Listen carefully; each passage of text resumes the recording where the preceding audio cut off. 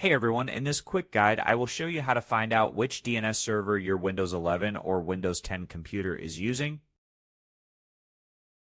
It only takes a minute and you don't need to install anything. Let's start with the easiest method. Using the command prompt, press the Windows key on your computer, then type CMD, right-click on Command Prompt and choose Run as Administrator.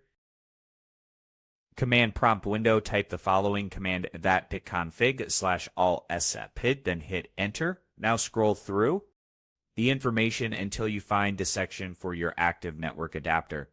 This will usually say something like Ethernet adapter or wireless LAN adapter.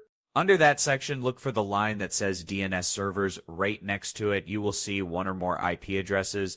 These are your DNS servers. It could be from your router, your ISP, or a public DNS provider like Google or Cloudflare. If you see multiple addresses listed, that usually means you have a primary and a secondary DNS server set up, which is totally normal. Another way to check is through the Settings app. Click on the Start menu and go to Settings, then click on Network and Internet. Now click either Wi-Fi or Ethernet depending on what you are using. Then click on your connected network. Scroll down and look for DNS server assignment. You will see the DNS server IPs right there under the network properties. And that's it. Now you know how to find out what DNS server your Windows PC is using.